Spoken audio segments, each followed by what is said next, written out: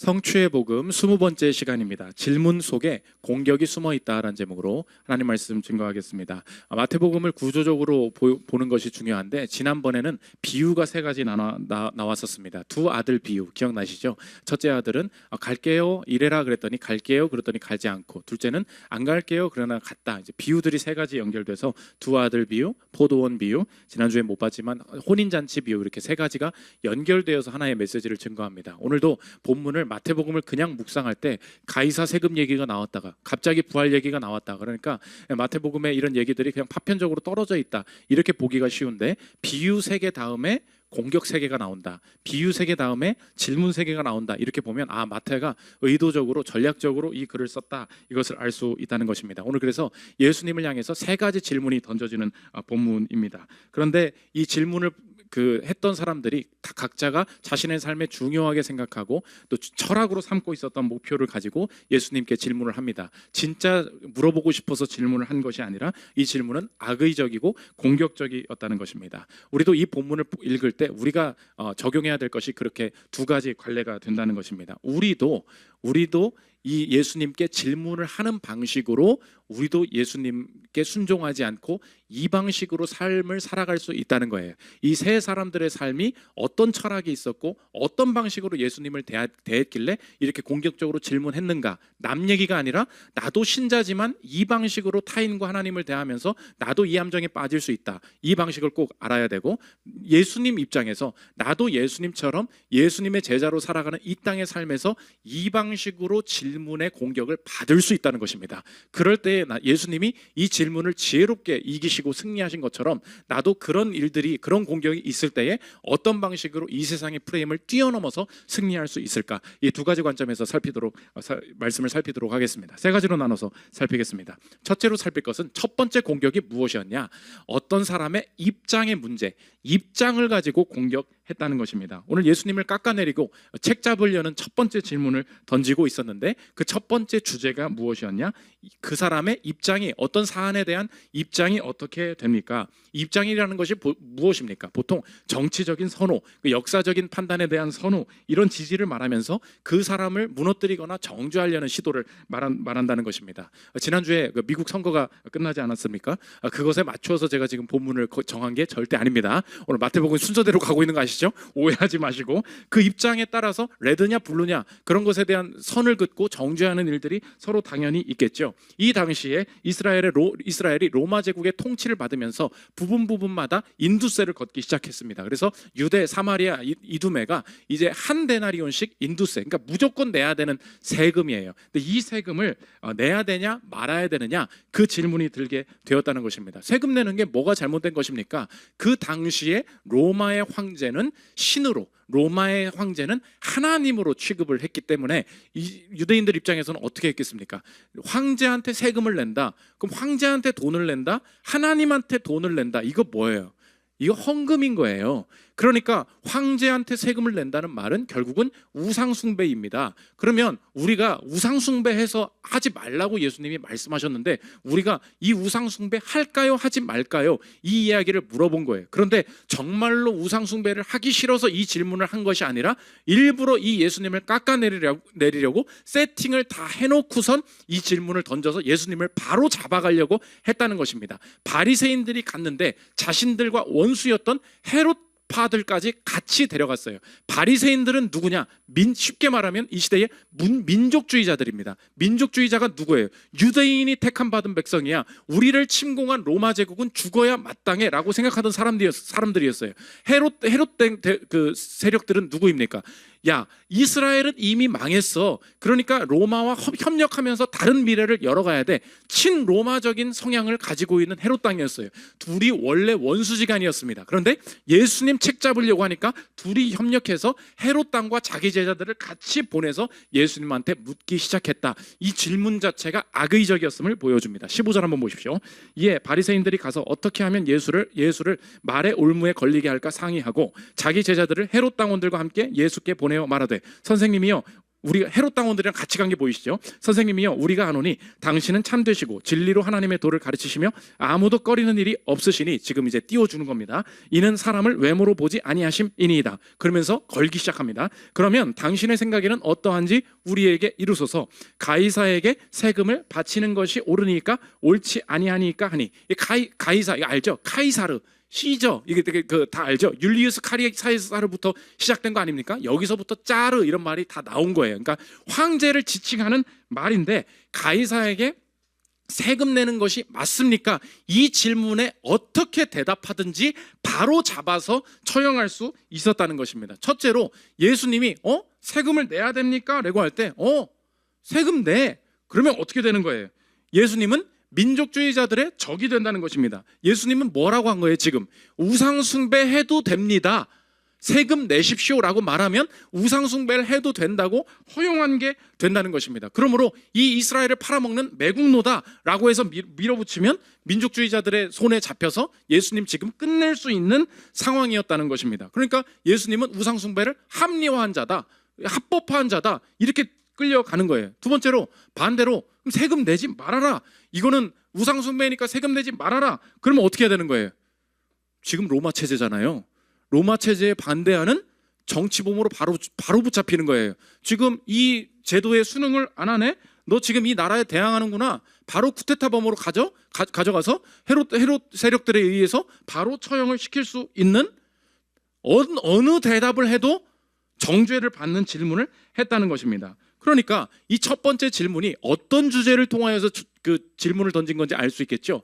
입장이라고 말씀드렸죠.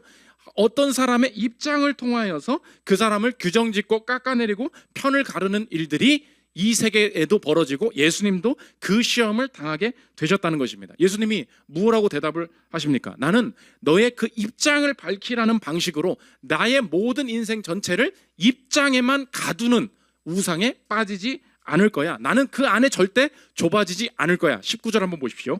세금 낼 돈을 내게 보이라 하시니 데나리온 하나를 가져왔거늘 예수께서 말씀하시되 이 형상과 이 글이 누구의 것이냐? 그 동전에 보면 폰티펙스 막시무스 대제사장이다. 그러니까 이 로마의 황제들은 사제라는 거예요. 로마의 황제들은 하나님이라는 거예요. 종교적인 그 지도자라는 거예요. 그러니까 이 형상과 이 글이 누구의 것이냐? 이렇게 물어보니까 이 사람들이 대답합니다. 오늘 핵심 구절인데 21절 한번 보십시오. 이르되 가이사의 것이니이다. 이에 이르시되 그런즉 가이사의 것은 가이사에게, 하나님의 것은 하나님께 바치라 하시니 그들이 이 말씀을 듣고 놀랍게 여겨 예수를 떠나가니라. 나는 하나도 안 놀라운데 가이사의 것은 가이사에게, 하나님의 것은 하나님께 바치라. 이거 무슨 뜻이냐? 세금을 바치리까 할 때 예수님이 의도적으로 다른 단어로 바꾸어 쓰십니다. 그거 누구 거니? 라고 물어보니까 이거 가이사 겁니다. 그러니까 가이사의 것은 가이사에게 돌려주라 라는 말을 쓰세요. 그러니까 그 가이사 거래? 그래? 그럼 가이사한테 돌려줘, 이 얘기예요. 가이사 거래? 가이사한테 줘, 이렇게 얘기하는 거예요. 무슨 뜻입니까? 예수님이 지금 로마 권력은 나쁜 거다, 다 때려 부셔라, 이렇게 말씀하시지 않았어요. 세속 권력들을 어떻게 하십니까? 인정하십니다. 그런데 예수님이 가이사가 가이사 거래? 그럼 이 세금은 우상 숭배가 아니야. 가이사가 원하면 자기의 것을 그냥 돌려준다는 거예요. 그런데 하나가 더 있다는 것입니다. 하나님의 것은 하나님께 바치라. 이건 가이사 거예요. 그러니까 하나님의 거는 뭐예요? 가이사의 것엔 가이사의 형상이 있었어요. 하나님의 것엔 하나님의 형상이 있어요. 그게 누구예요? 그게 너야. 그게 사람이라고. 그게 인간이라는 거예요. 이 인간은 하나님의 형상으로 지어져 있는데 이 땅에서는 가이사의 것은 가이사에게, 어쩔 수 없이 이 땅의 정치 체제나 어떤 제도나 회사 속에 내가 그 정체성으로서 존재할 수 있다는 것입니다. 그런데 그 제도나 그 체제가 온전히 하나님의 나라를 드러낼 수 없어요. 그렇다고 해서 때려부시고 전복하고 그냥 다 거부하고, 그게 아니라는 거예요. 그리스도인들은 첫 번째로 어떻게 사냐? 가이사의 것은 가이사에게. 그래서 이 세속 권력을 무조건 그냥 굴복해라, 우상화시키지도 않고, 반대로 이 로마 제국을 절대화시키지도 않아요. 부정하시지도 않아요. 로마 제국이 있대요, 맞대요. 우린 그 안에 있대요. 그래서 로마 제국에 돌려달라고 하면 세금 돌려줘, 그 얘기라는 거예요. 그러나 그리스도인들에게는 하나가 더 있다는 것입니다. 그 하나가 뭐예요? 하나님의 것은 하나님께 돌려주라. 나의 인생은 거기에 절대 갇히지 않는다. 그리스도인들은 그렇게 살아내야 한다는 것입니다. 저와 여러분에게 적용하면 어떻겠습니까? 그리스도인들은 어느 곳에서나 정치적으로, 역사적으로 입장을 가질 수밖에 없다는 것입니다. 그러나 문제는 뭐냐? 내가 가진 입장을 절대화시키거나 내가 가진 입장과 상대의 입장이 다르다고 할 때 상대의 입장을 절대적으로 부정하는 데에 사용하면 결코 안 된다는 거예요. 왜요? 이 땅의 어떤 정권이나 어떤 체제도 하나님의 뜻을 온전히 다 드러낼 수 없기 때문에 이 땅에서는 어떤 공격이 벌어지게 될 것이냐, 나도 그 공격에 참여할 수 있고 나도 그 공격을 받을 수 있다는 거예요. 너 그쪽이야? 미국에서 벌써 난리 났겠죠? 너 레드야? 너 블루야? 너 이제 절대 안 놀아. 페북 너 친구 끊을 줄 알아. 인스타 차단 막 이런 애들 많이 나오겠죠. 왜요? 난 너무 싫어. 그 사람이 어떤 입장을 가지고 있는 것 때문에 그 입장을 공격의 빌미로 삼는 거예요. 반대도 마찬가지죠. 저와 여러분이 어떤 입장이 있습니다. 있을 수밖에 없어요, 이 땅에서는. 그런데 그 입장이 어쩌다 보니까 드러나게 되었어요. 그때 여러분도 어떤 것을 받을 수 있습니까? 공격을 받을 수 있다는 거예요. 그때에 나도 예수님이 공격받은 것처럼 누군가를 공격할 때 그 방식을 사용할 수 있고, 나도 예수님처럼 그렇게 왔을 때 예수님처럼 대응하고 승리해야 된다는 것입니다. 시간이 지났으니까 제가 이야기할 수 있을 것 같은데, 몇 주 전에 10월 27일에 한국교회에 함께 모여서 이 여러 가지 악법들을 저지하는 집회들이 있지 않았습니까? 일단 우리 교회는 목회자가 별로 없어요. 그래서 갈 수도 없고, 우리 농구 경기를 또 진행해야 돼요. 다 취소하겠습니다. 뭐 이럴 수도 없고, 가면은 저녁 예배 반주는 누가 합니까? 그래서 우리는 어차피 옛날부터 우리 교회는 각자가 좀 개인주의적인 성향이 강했어요. 교회에서 뭘 하자고 해도 체육대회도 전교인 체육대회를 안 하잖아요. 여러분이 안 올 걸 알기 때문에. 나는 운동 안 할 건데? 난 딴 데 카페 갈 거잖아요. 그걸 알기 때문에 우리 교회는 언제나 알아서 그냥 가실 분들은 가시고 가지 마실 분들은 가시고, 그래서 일부러 말을 안 했어요. 근데 여러 성도들이 가신 분들도 있고 안 가신 분들도 있고, 근데 보십시오. 이 입장 자체가 언제든지 공격의 빌미가 된다는 것입니다. 한번 생각해 보십시오. 진짜 그렇게 말을 하는 사람은 없지만 내 멀리서 꿈에서 이런 얘기가 들려오더라고. 한번 생각해 보십시오. 우리가 지금 내가 안 갔잖아요. 그러면 한번 생각해 보십시오. 우리 목사님 그러면 차별금지법을 찬성하나 봐. 그렇게 생각을 하겠죠. 어떤 사람도 뭐 저런 관심이 없나 봐 이렇게 얘기하면 어떻게 되는 거야? 나 그러지 않거든. 어떻게 해요? 그냥 이 입장을 그냥 그렇게 내가 입장을 그냥 가지고 있는 것 하나만으로 그 사람에게 공격당할 수 있는 빌미를 언제든지 가질 수 있다는 것입니다. 반대로 그냥 알아서 하십시오 이렇게 얘기를 했어. 그럼 어떻게 해요? 제대로 독려를 안 했다고. 어떤 입장을 가지고 있어도 너무 강하다, 너무 약하다, 언제든지 정죄할 빌미를 줄 수 있다는 것입니다. 세상이 뭘 공격의 재료로 사용한다고요? 입장을 공격의 재료로 사용을 한다고. 그래서 나는 뭘 해도 욕을 먹을 거니까 아무것도 안 한 거예요. 이제 아시겠죠? 뭘 해도. 그러니까 근데 오늘 마침 이 본문이 있어서 이때 얘기를 해야 되겠다. 그러면 오늘 예수님께서 우리에게 주신 가르침이 뭐예요? 가이사의 것은 가이사에게. 이게 1번이에요. 두 번째, 하나님의 것은 하나님에게. 이 균형이 있어야 된다는 것입니다. 이걸 우리에게 어떻게 적용할 수 있을까? 첫 번째 적용이 뭐냐? 저와 여러분은 어쩔 수 없이 이 세상을 살아갈 때 현재의 분명한 지지가 있을 수밖에 없습니다. 분명한 지지가 있어요. 그러나 이것은 내가 그리스도인들로서 절대화되지 않아요.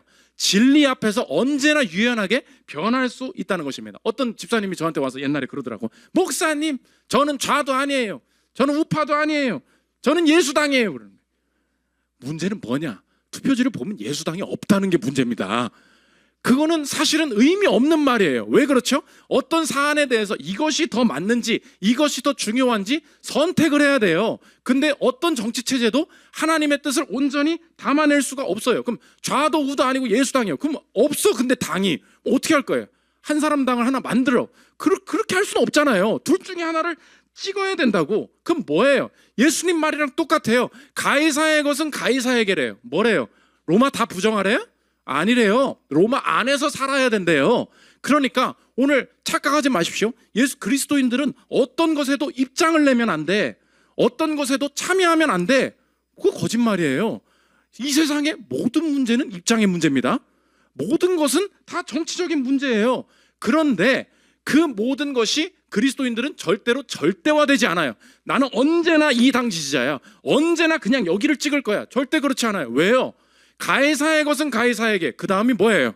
하나님의 것은 하나님에게. 역사적으로 그것이 얼마나 그리스도인들이 잘 바뀌어 왔는지, 옛날에 프랑스에서 위그노라는 그리스도를 온전히 섬기는 사람들이 집단적으로 박해를 당하고 살해당하고 그랬었습니다. 그러니까 핍박이 너무 심하니까 이 위그노들이 전 유럽으로 퍼져나가기 시작을 한 거예요. 독일로도 가고 영국으로도 가고 스위스로도 가고, 그러면서 이런 핍박 속에 내가 어떻게 살 수 있겠냐, 믿음을 붙들고 살기 시작하는데 아무 도움도 없고, 정책적으로 이 그리스도인들을 지켜주는 것도 없고 그냥 난민처럼 살아간 거예요. 그때 이 사람들이 붙든 게 뭐냐? 직업 소명설이에요. 직업 소명설이 뭐예요? 하나님께서 내 인생에 이 직업 주셨다. 하나님께서 내 인생에 이 재능을 주신 것이다. 여기서 내 인생이 헌신하고 하나님 앞에 내가 치열하게 살아내면 하나님의 하실 영광이 나타날 것이다. 그러면서 영국에서 스위스에서 독일에서 나타나는 게 뭐예요? 시계가 만들어지고 증기기관이 만들어지고 이 기술이 발전하기 시작하면서 이 위그노들이 결국 유럽 전역에 이끌어낸 것이 무엇입니까? 그게 산업혁명이에요. 그러니까 이 사안들만 보면 그 당시 국제적인 정세 속에서 위그노들이 직업 소명서를 가지고 내가 열심히 일하면 뭔가 될 수 있어, 이걸 정치적인 렌즈로만 봐요. 이건 다 어떤 쪽에 가까워요? 이거 우파적인 거에서 가깝죠. 개인이 노력하고 개인이 성실하게 일하면 뭔가 이루어진다. 그럼 너 우파냐? 그게 아니라는 거예요. 내 정치적인 입장 때문에 이걸 하는 게 아니에요. 그때는 이게 강조되는 거예요. 근데 문제는 뭐냐? 이제 유럽 전역에서 돈이 벌리기 시작하는 거예요. 어마어마한 사람들이 돈을 벌고 자본가로 성장하기 시작합니다. 그때에 이 자본가들이 나타나서 처음으로 돈 맛을 보니까 주체를 못하는 거예요. 그러니까 여자들까지 어린아이들까지 방직기관에 다 넣어가지고 다 돌리면서 미친 듯이 일을 시키고 못 쉬게 만들고 돈을 주긴 주지만 애가 막 죽어가는 거예요. 그때 그리스도인들이 나서서 외쳤던 게 뭐냐? 주일 성수, 쉬게 해줘야 된다는 거예요. 사람은 쉬지 않고는 살 수 없다. 안식하게 해줘야 된다. 사람들에게 휴식을 허락해 줘야 된다. 미친 듯이 돈을 향해 나아갈 때 사람들이 이거는 그럼 생각은 뭐예요? 쉬게 해줘야 된다. 쉬었는데도 돈 줘야 된다. 그럼 이거 뭐예요? 어찌 보면 굉장히 좌파적이죠. 그거에 휘둘리는 게 아니라는 거예요.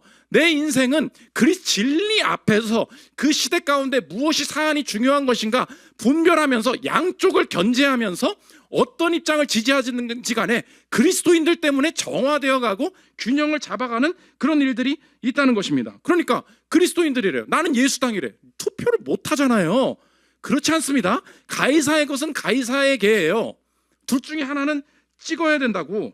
그럼 양쪽을, 그래서 여러분들이 나는 그냥 조용히 사는 사람이야, 아우 나 그런 소리 되게 싫어 라고 말했던 그리스도인들이 두 나라에서 하나님의 뜻을 펼치지 못했던 실수가 있어요. 그게 뭐냐? 그게 미국이에요. 미국의 19세기 노예제가 폐지돼야 된다라고 말할 때 미국 내에서 교회에서 나타났던 현상이 뭐냐? 그런 소리 미국에서 교회에서 하지 마세요. 목사님, 그 정치 노예제를 폐지해야 됩니다라고 말을 하면 그게 뭐가 되는 거예요? 노예제 폐지를 지지하는 정당을 지지하는 게 되는 거죠. 그러니까 사람들이 말한 거예요. 목사님 지금 정치하세요? 목사님 노예제 폐지하는 거 그럼 이 집단 지지한다는 거예요?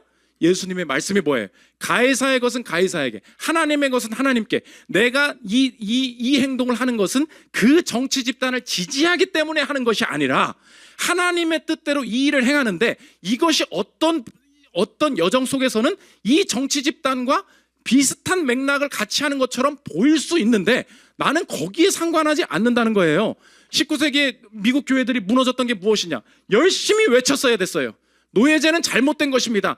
세상 사람들이 교회에서 이 정당을 지지하는 집단이라고 아무리 프레임을 씌워도 그것은 상관이 없습니다. 노예제는 폐지되어야만 합니다 라고 말했는데 많은 성도들이 정치적인 얘기 하지 마십시오. 그러니까 자꾸 폐지가 늦어지기 시작하는 거예요. 이번에도 광화문에 가신 분들이 그러는 거예요. 자긴 진짜 싫어하는 사람이 있대.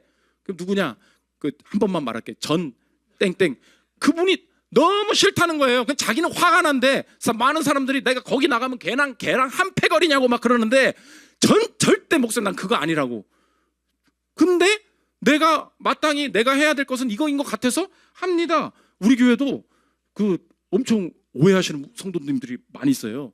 한참 몇 주 다니다가 저한테 와서 말하는 거야. 목사님 우리 교회 좌파죠. 그런 거예요. 좌파죠. 왜냐? 왜 그렇게 생각하니? 아니, 헌금도 안 하는 사람들한테 이렇게 밥을 주는 게 말이 됩니까? 무상급식 아니야, 무상급식? 자기가 볼 땐 무상급식인 거야. 그냥 세상 살다가 왔으니까 어떻게 이렇게 밥을 공짜로 나눠주고 저렇게 추가 메뉴 시키는 것 좀 보라고. 저거 혼자 그냥 막 날로 먹고 저런 애들 있다고. 그럼 어떻게 해요?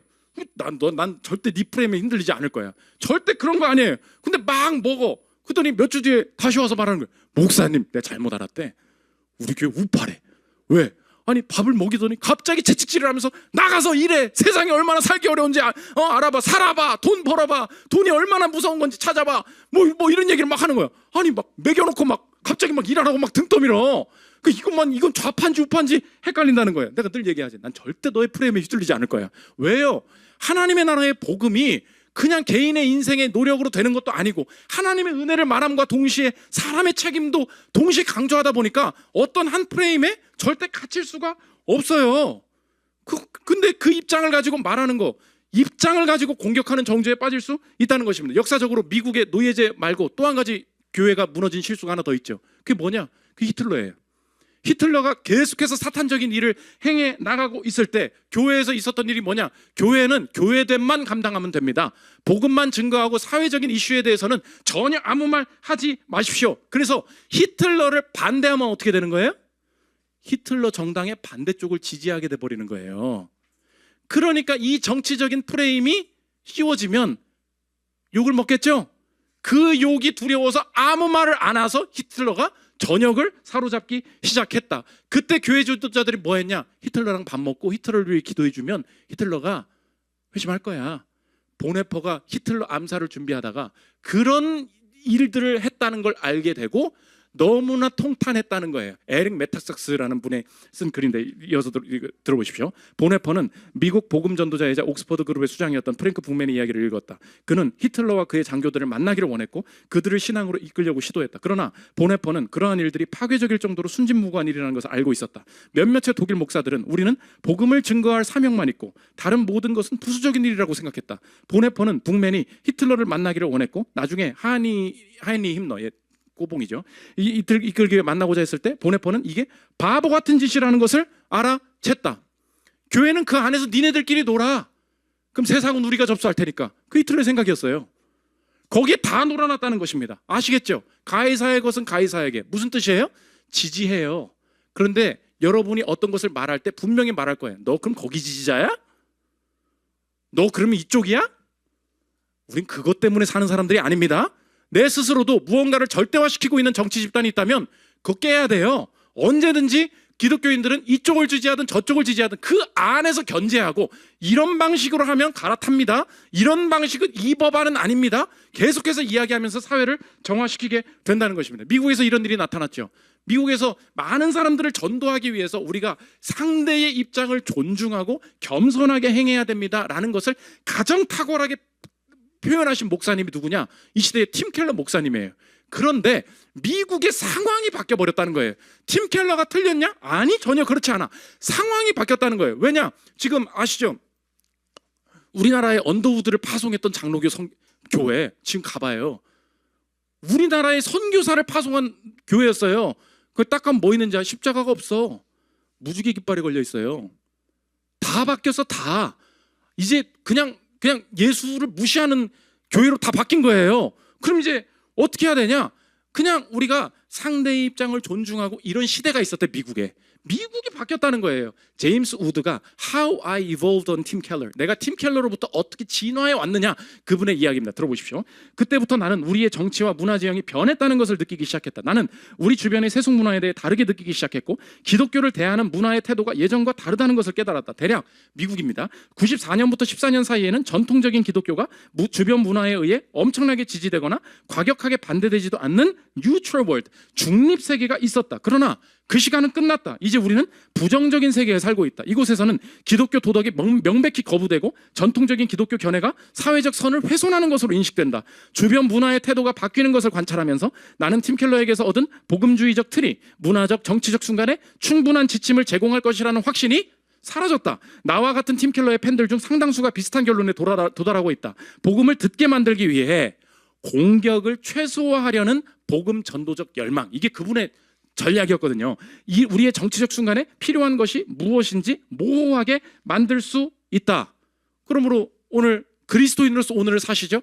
가이사의 것은 가이사에게입니다. 분명한 입장이 있어야 해요. 그러나 그것은 내가 이 정치 체제를 지지했기 때문이 아니에요. 진리 안에서 유연하게 변화되고 어떤 정당을 지지하든지 그 안에서 끊임없이 견제하는 세력으로 남아있기 때문에 이 사회가 깨끗해질 수 있다. 두 번째 적용, 이게 전부가 아니라는 거예요. 21절 보십시오. 이르되 가이사의 것이니이다. 이에 이르시되 그런즉 가이사의 것은 가이사에게, 그 다음이 뭐예요? 하나님의 것은 하나님께 바치라 하시니.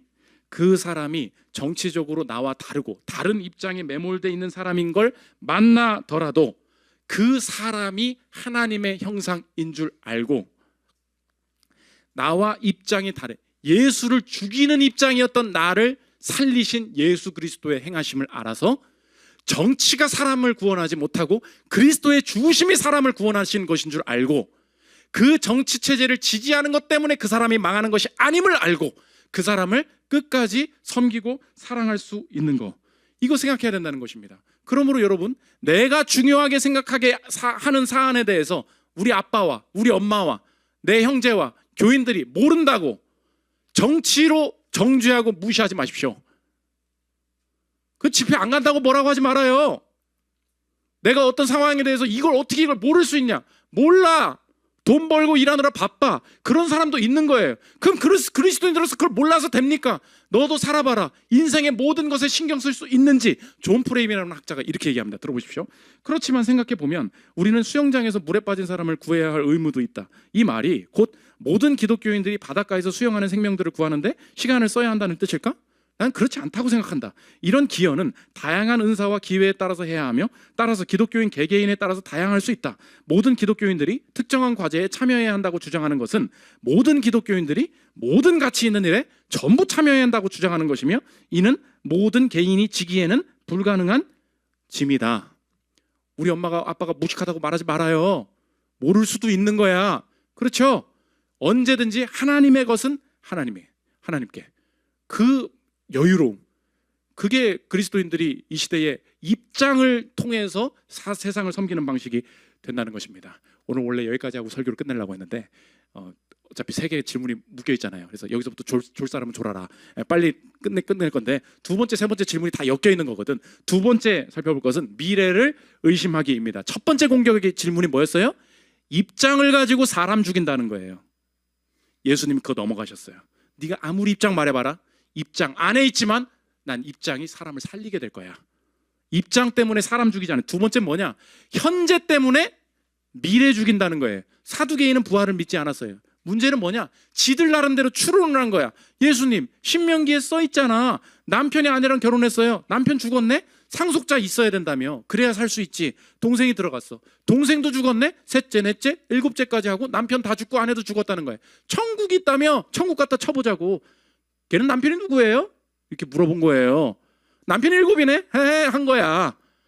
그러니까 우리의 이론이 맞으면 천국 같은 거 없는 게 맞죠. 이거 말이 됩니까? 그럼 누가 남편인데? 물어보는데 예수님이 현재 때문에 미래 죽이지 마 이야기하십니다. 23절 보십시오. 부활이 없다 하는 사두개인들이 그날 예수께 와서 물어 이르되 그런즉 그들이 다 그를 취하였으니 부활 때에 7 중에 누구의 아내가 되리이까? 30절 보십시오. 부활 때에는 장가도 아니가고 시집도 아니가고 하늘에 있는 천사들과 같으니라. 기뻐하십시오. 천국에선 이 남편이 아닙니다. 이 남편이랑 관계가 없어져. 기뻐하십시오. 소망을 가지십시오. 거기선 아내가 없어요. 농담입니다. 근데 그 제도에서 벗어나게 된다는 거예요. 아브라함의 하나님이다, 이삭의 하나님이다, 야곱의 하나님이다. 뭐예요? 옛날에 죽었던 사람이 아니라 다 살아있다는 거죠. 새로운 세계가 열리게 된다는 거예요. 여러분에게 적용하겠습니다. 가장 희망적인 메시지가 주어지면 가장 희망적인 미래를 붙드십시오. 현실에 매몰되지 말라는 거예요. 오늘 두 번째 질문이 뭐라고요? 현실을 추론해 보니까 미래가 이렇게 되겠네. 천국이 어딨어? 우리는 이렇게 산다는 거예요. 그런데 현재의 질문에 때문에 미래 죽이지 말고 미래 희망적이 있으면 시니컬한 마음 버리고 잡으라는 거예요. 오늘 교회 처음 나오신 분들도 한번 생각해 보십시오. 내 인생이 죽음으로 끝나지 않고 내 죽음이 내 죄의 대가인데 내 죄를 대신 가져가신 예수님이 계시고 그 예수님이 나 대신에 십자가에 못 박혀서 죽으시고 부활하셨다. 그래서 그를 믿는 자마다 영생을 얻는다. 그러면 영원히 살 수 있고 죽음과 슬픔이 없는 세계가 영원히 장차 속히 오게 된다. 이것을 제시할 수 있는 종교가 이 세상에 어디 있습니까? 죄가 있어도 천국에 들어갈 수 있는 길이 있다는데 잡지 않을 이유가 없다는 거예요. 그러면 오늘 주시는 메시지가 뭐냐? 현실의 논리로 따지지 말고 가장 희망적인 미래가 있으면 붙잡으라는 거예요. 우리 인생을 그렇게 살아야 된다는 것입니다. 태중에 쌍둥이가 있었어요. 근데 쌍둥이끼리 서로 얘기하는 거야. 이제 곧 엄마 배 밖으로 나가야 될 거 아닙니까? 근데 서로가 이론으로 생각을 하는 거야. 밖에 세상에 어디 있어 이 자식아. 서로 태아끼리 싸웁니다. 이게 미래에 대한 얘기인데 여러분 전도할 때 한번 써먹어 보십시오. 되게 재밌는 얘기예요. 태아끼리 얘기합니다. 들어보십시오. 헛소리마. 여기 이후에 삶 따윈 없어. 이곳에서의 삶이 끝이야. 잘은 몰라. 어쩌면 우리 다리로 직접 걷고 우리가 직접 입으로 음식을 먹을지도 몰라. 지금은 상상하기 힘들지만 말도 안 돼. 탯줄이 우리에게 모든 영양분을 공급해 준다고. 그러니 출산 이후의 삶이란 논리적으로 불가능해. 여기와는 다른 곳이지 않을까? 아마 탯줄이 필요 없을지도 몰라. 태어난 이후의 삶을 믿어? 우리랑 똑같죠? 죽음 이후의 삶을 믿어? 그 얘기예요. 당연하지. 태어난 이후에는 분명히 무언가가 있어. 우리는 이곳에서 그 삶을 준비하는 게 아닐까? 헛소리. 출산 이후의 삶이 있다고 치자. 왜 아무도 거기서 돌아오지 않는 거지? 우리도 그러죠. 왜 천국 엄마가 천국 갔다며 왜 안 와? 그러잖아요. 출산이 인생의 끝이야. 지금은 나도 잘 모르겠어. 하지만 우린 분명히 엄마를 만나게 될 거야. 엄마가 우리를 돌보실 거야. 엄마? 넌 진짜 엄마가 있다고 믿니? 웃기지 마. 엄마가 있다면 지금 어디에 있는데? 엄마는 항상 우리 주변에 있어. 우리는 엄마에 둘러싸여 있고 그녀의 일부야. 지금은 눈에 보이지 않지만 우리는 엄마 안에서 살아가고 있다고. 나한테는 엄마가 안 보이는 걸 과학적으로 증거도 없잖아. 그러므로 논리적인 결론은 엄마가 존재하지 않는다는 거야. 아니야. 내가 만약 조용히 집중해서 들으려고만 한다면 엄마의 존재를 느낄 수 있어. 위로부터 사랑으로 우리를 부르는 엄마의 목소리를 들을 수 있어. 이게 지금 우리 모습이라는 거예요. 하나 적용 더하면 뭐냐? 미래에서 온 말을 들으라는 것입니다. 오늘 저와 여러분 이 영생의 얘기 말고 오늘 하나님께서 내 현재는 이런데 하나님께서 자꾸 뭐라고 말씀 주시냐면 항상 기뻐하고 쉬지 말고 기도하고 범사에 감사하래요. 그게 미래에서 온 말이거든요. 그럼 그게 지금 필요한 거구나 믿고 미래를 사는 거예요. 은퇴하신 목사님들이 젊은 목사한테 늘 말하는 게 뭐냐? 무엇을 더 하셨을 것 같습니까? 훨씬 더 기도에 힘썼을 것 같습니다. 한결같은 말이에요. 그 얘기 제가 지금 들어야 되겠죠? 그 얘기예요. 언제나 미래에서 온 사람 말을 들으십시오. 우리 교회 팀 모임이 얼마나 좋아요. 그 늙은이들을 무시하지 말어. 젊은 분들 맨날 대학생끼리 모아달라고 그러지 마. 거기서 미래에 온 말이 없어요. 서로 나락으로 가는 거야. 어른 말을 들어야 돼. 어른 말을. 미래에서 온 사람들 말을 들으라고. 그거를 살짝만 잘 들어봐. 거기서 살아나는 거예요. 절대 무시하지 마. 인사 꼬박꼬박 잘하고 그렇게 다녀봐요. 진짜라고. 마지막 세 번째. 행동의 문제입니다. 마지막 세 번째 공격이 뭐냐? 어떤 행동이 율법에서 제일 중요해요? 행동으로 공격한 거예요. 예수님이 끝까지 놓치지 않으셨던 게 뭐냐? 행동 속에 이것을 잃으면 안 된다. 34절 보십시오. 예수께서 사두개인들로 대답할 수 없게 하셨다 함을 바리새인들이 듣고 모였는데 그 중에 한 율법사가 예수를 시험하여 묻되 선생님 율법 중에서 어느 계명이 크니까? 예수께서 이르시되 내 마음을 다하고 목숨을 다하고 뜻을 다하여 주 너의 하나님을 사랑하라 하셨으니 이것이 크고 첫째 되는 계명이요 둘째도 그와 같으니 내 이웃을 내 자신같이 사랑하라 하셨으니 두 계명이 온 율법과 선지자의 강령이니라. 어떤 행동이 더 중요한지 말하면서 중요하지 않은 것 말하면 나 깎아내리려고 공격하는 거지. 내가 행동의 진리를 말해줄게. 행동의 완성은 뭔지 아니? 언제나 사랑이야. 오늘 세 번의 공격 속에 주님이 분명한 메시지를 전해 주시는 게 뭐냐? 입장 때문에 사람 죽이지 말아라. 그렇죠? 우리 두 번째가 뭐였지? 현재 때문에 미래 죽이지 말아라. 마지막 세 번째가 뭐예요? 행동 때문에 사랑 죽이지 말아라. 무엇이 중요하니? 그렇게 말씀하시지 않았어요. 예수님이 끝까지 율법을 이루셨는데 어느 누구도 이루지 못했으나 끝까지 완성하신 자신의 사명이 뭐냐? 율법의 행동에 나오지 않은 게 있습니다. 그게 뭐죠? 죄인을 위해 자신이 목숨을 버리는 거. 그 행동이 없어요. 그러나 나와 있어요. 하나님을 뜨겁게 사랑하고 이웃을 사랑하는 거. 죽으라는 행동은 안 나와 있어요. 그런데 예수님은 끝까지 완성하셨어요. 행동 때문에 나 이거 해줬어. 됐지? 나 이거 엄마 하란 말 했으니까 됐지? 이거 뭐예요? 행동이죠? 예수님이 끝까지 놓지 않으신 게 뭐예요? 죄인 율법대로 해줬어. 됐지? 라고 말하지 않으시고 자신이 직접 죽으러 가시면서 끝까지 놓지 않으신 게 뭐냐? 요한복음 13장 1절 보십시오. 6월절 전에 예수께서 자기가 세상을 떠나 아버지께로 돌아가실 때가 이런 줄 아시고 세상에 있는 자기 사람들을 사랑하시되 끝까지 사랑하시니라. 누굴 사랑하셨어요? 자신을 죽이는 입장에 서 있었던 사람. 그분을 볼 때 나도 이 세상에서 그렇게 살기를 원합니다. 하나님, 내 입장 때문에 나를 죽이지 않으신 분 앞에서, 자신을 죽이려고 하는 입장을 위해서 자신을 던지신 분 앞에서 나도 입장 가지고 사람 죽이는 일 하지 않겠습니다. 그리고 입장 가지고 나를 죽이려 할 때 결코 위축되지 않겠습니다. 이게 그리스도인들의 위대한 정체성이 된다는 것입니다. 현재 때문에 미래 죽이지 않겠습니다. 왜 이렇게 자꾸 하나님 내 인생 시니컬해지죠? 미래에서 온 말부터 듣겠습니다. 항상 기뻐하라, 쉬지 말고 기도하라, 범사에 감사하라. 이것이 내 인생의 실체라면 미래에서 온 말부터 실행할 때 내 인생에 냉소적이고 시니컬한 일들이 다 없어지고 이것이 부활과 영생까지 이루어질 줄 믿습니다. 행동 가지고 뭘 했니 안 했니 따지면서 내 인생에 사랑 없어지는 죄범하지 않겠습니다. 어떤 일을 하든지 정말로 이 자녀, 이 사람 사랑하는 일인가 그 마음 놓지 않고 행할 때 주님께서 이 모든 질문의 세 가지 공격 속에 나에게도 여전한 승리 주실 줄 믿습니다. 그리스도인들답게 이 세상에 속해 있으면서도 가이사의 것은 가이사에게, 하나님의 것은 하나님께, 이 탁월한 균형 속에 그리스도의 영광을 드러내는 저 여러분들 되시기를 기도합니다. 우리 찬양하고 기도하는 시간 갖도록 하겠습니다.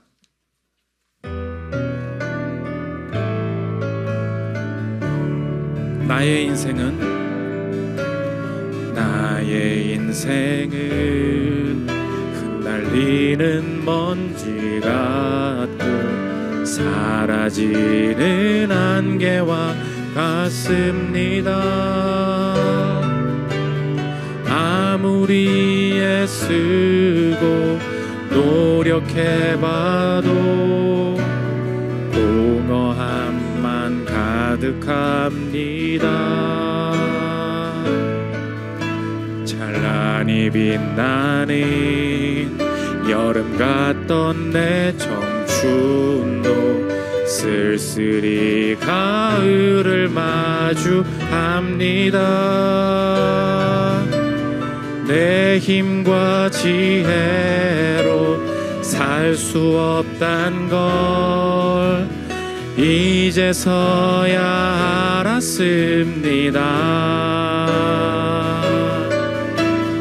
오 예수님 나를 구원하소서, 날 건져주소서. 이 외롭고 슬픔 가득한 세상에서 은혜와 진리로 구속하소서. 날 주께 매소서. 나의 삶은 오직 주님 손에 맡깁니다. 주간 공동체 기도 읽고 기도한 시간 갖도록 하겠습니다. 우리 주보와 PPT에 나와 있습니다.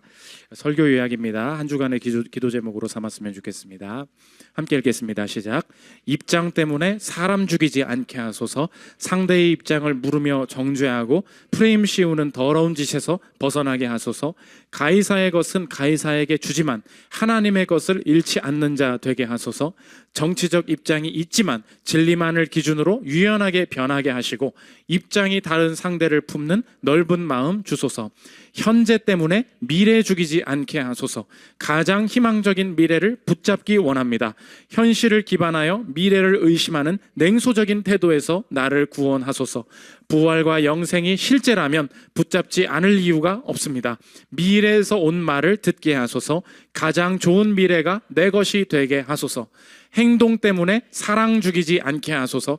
예수님을 죽이는 입장이었던 나를 사랑하신 예수님 앞에서 나도 모든 행동 속에 사랑을 담게 하소서. 기도 제목 놓고 기도하는 시간 갖도록 하겠습니다. 기도하겠습니다. 하나님 아버지, 우리의 인생에 하나님 입장을 가진 공격 가지고 사람 죽이지 않도록 하나님 인도하여 주시옵소서. 입장을 절대화시키면서 가이사가 전부인 것처럼 살아가는 인생 살지 않기를 원합니다. 탁월한 균형을 가지기를 원합니다. 가이사 밑에 있을 수밖에 없습니다. 분명한 정치적 입장이 있을 수밖에 없지만 하나님 진리를 따라 시대에 따라 유연하게 변화될 수 있는 하나님 그리스도인의 정체성을 가질 수 있도록 주님 도와주시옵소서. 하나님, 가이사의 것을 가이사에게 드리는 것이 전부가 아닙니다. 하나님 아버지, 오늘도 하나님의 것을 하나님께 드리기를 원합니다. 내 인생이 정치적인 모든 것이 내 인생에 절대화되었다면 내가 먼저 깨지기를 원합니다. 하나님 아버지, 그것이 전부인 것처럼 울분을 토하며 인생을 걸지 않도록 주님 도와주시고, 상대를 바라볼 때도 하나님 아버지 넉넉히 품어낼 수 있는, 정죄하지 않고 사람을 죽이지 않는 종 될 수 있도록 주님 도와주시고 역사하여 주시옵소서. 하나님, 나의 현재 때문에 미래를 잃고 미래를 죽이지 않기를 원합니다. 가장 하나님 찬란한 미래를 보여주실 때 그 말씀 붙들기를 원합니다. 미래에서 온 말을 듣기를 원합니다. 항상 기도하라, 하나님 기뻐하라, 쉬지 말고 기도하라, 범사에 감사하라 말씀하신 미래에 온 말씀을 듣기를 원하오니 하나님, 오늘도 내 인생의 현재 때문에 하나님 내 미래를 시니컬하게 바라보고 있는 내 모든 시선이 온전히 벗어질 수 있도록 주님 도와주시고 역사하여 주시옵소서. 행동 때문에 하나님 아버지 내 인생에 사랑 놓치지 않기를 원합니다. 하나님, 죽으라는 명령이 없었으나 하나님 아버지 이 율법 안에 하나님 사랑을 담으셨던 예수님, 나도 그렇게 살기를 원합니다.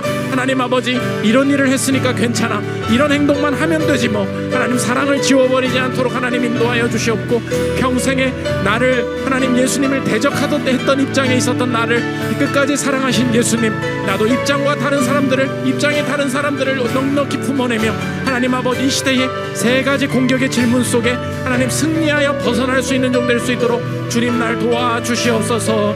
오 예수님, 오 예수님, 나를 구원하소서. 날 건져주소서.